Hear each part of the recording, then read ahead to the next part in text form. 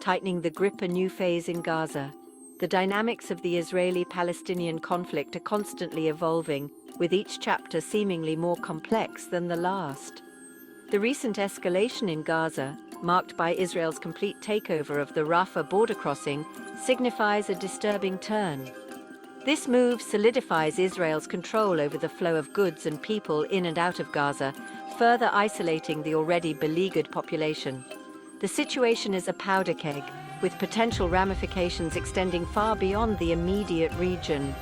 Understanding the motivations and potential consequences of this development is crucial to navigating the treacherous path ahead. The Gaza Strip, home to over 2 million Palestinians, has been under Israeli blockade for over 15 years.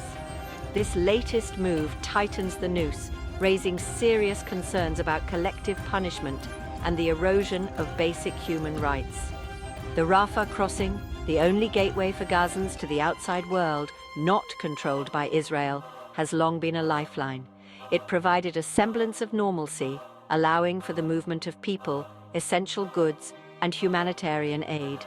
With Israel now in full control, the fate of Gazans hangs precariously, subject to the whims of their occupiers.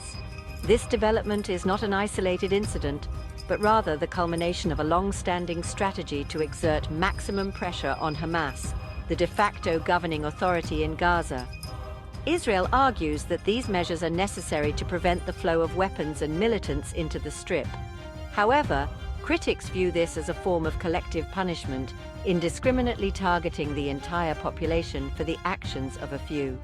The humanitarian cost of this strategy is undeniable, with Gazans facing chronic shortages of essential goods, limited access to healthcare, and a collapsing economy. The situation in Gaza is a microcosm of the larger Israeli-Palestinian conflict, highlighting the intractable nature of the conflict and the urgent need for a just and lasting solution. The international community has a moral obligation to break its silence and hold all parties accountable for their actions. Failure to do so will only perpetuate the cycle of violence and suffering that has plagued the region for far too long. The stakes are simply too high to allow this humanitarian crisis to continue unabated.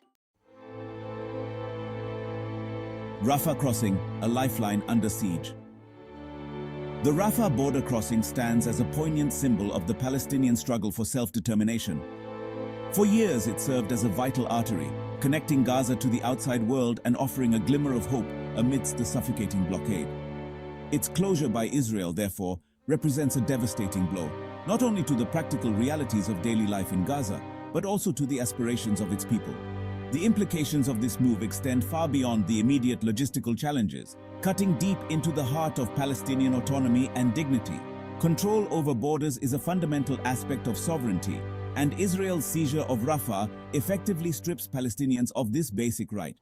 It reinforces the power imbalance inherent in the relationship, relegating Gazans to a state of perpetual dependence and uncertainty. The ability to move freely, to connect with family and loved ones beyond the confines of the Strip, is no longer a given, but a privilege subject to the arbitrary whims of the Israeli authorities. The humanitarian consequences of this move are dire. The Rafah crossing served as the primary conduit for essential goods, medical supplies, and humanitarian aid into Gaza. Its closure will exacerbate the already dire humanitarian situation, pushing an already vulnerable population further into despair. The sick and injured, who relied on the crossing to access specialized medical care unavailable in Gaza, will be disproportionately affected. The most vulnerable segments of society, children, the elderly, and those with pre-existing conditions, will bear the brunt of this inhumane policy. The closure of Rafah also has significant economic ramifications. It stifles trade and commerce, further crippling the already fragile Gazan economy. The inability to export goods and services will lead to increased unemployment, poverty, and social unrest. The international community must recognize that this is not merely a border closure. It is a calculated assault on the Palestinian right to development and economic viability. This act of economic strangulation is morally reprehensible and politically counterproductive, only serving to deepen resentment and fuel further instability in the region. Beyond security, the broader implications of border control, Israel's justification for its actions in Gaza, often centers around security concerns, citing the need to prevent Hamas from acquiring weapons and launching attacks. While the need for security is undeniable, it is crucial to view these claims within the broader context of the Israeli-Palestinian conflict.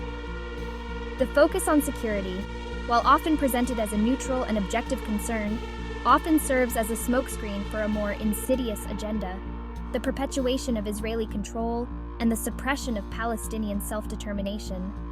The control over movement and access afforded by the Rafah crossing provides Israel with a powerful tool of leverage in its dealings with Hamas and the Palestinian Authority.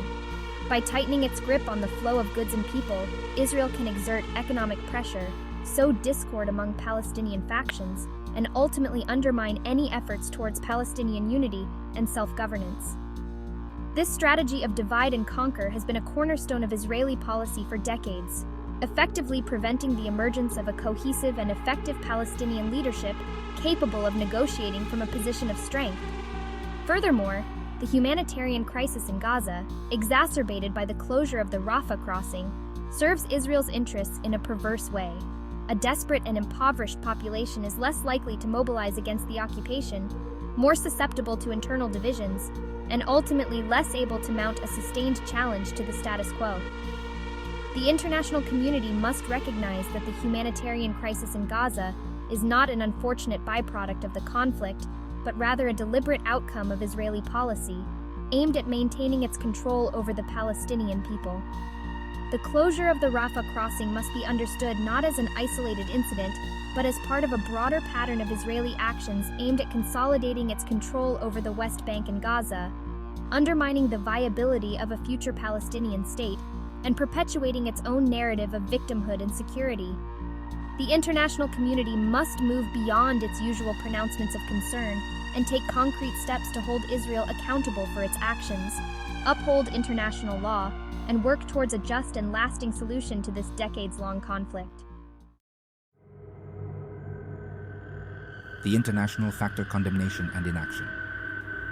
The international community's response to the unfolding crisis in Gaza has been characterized by a familiar pattern: expressions of concern, calls for restraint, and a conspicuous lack of concrete action. This predictable cycle of condemnation followed by inaction has become a tragic hallmark of the Israeli-Palestinian conflict, emboldening those who seek to maintain the status quo and offering little hope to those who yearn for a just and lasting peace. The time for empty rhetoric has long passed. The international community must match its words with deeds and demonstrate a genuine commitment to upholding international law and protecting the rights of the Palestinian people. The silence of key international actors, particularly the United States, speaks volumes. The US, often quick to condemn human rights violations and breaches of international law in other parts of the world, has consistently shielded Israel from accountability for its actions in the occupied Palestinian territories.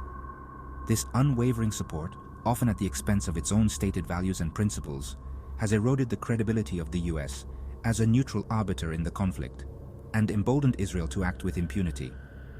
The international community's failure to hold Israel accountable for its actions has created a dangerous precedent, signaling to other states that they too can disregard international law and human rights norms without consequence.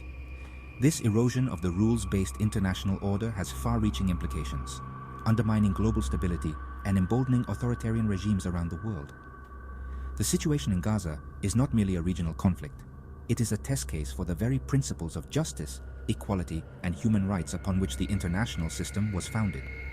The time has come for the international community to move beyond its traditional role as a passive observer in the Israeli-Palestinian conflict and to assume its responsibility as a guarantor of peace and security.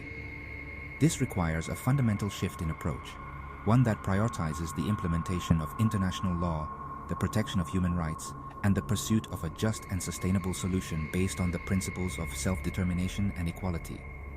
The alternative is a perpetuation of the status quo, with all its attendant suffering, instability, and injustice, a prospect that should be unacceptable to all who believe in a world governed by law and not by might. Section 5. The long shadow of occupation towards a bleak future. As Israel tightens its grip on Gaza, the future appears increasingly bleak for its beleaguered population. The closure of the Rafah crossing is not merely a temporary measure, but rather another brick in the wall of Israel's occupation, further isolating Gaza and extinguishing any glimmer of hope for a better tomorrow.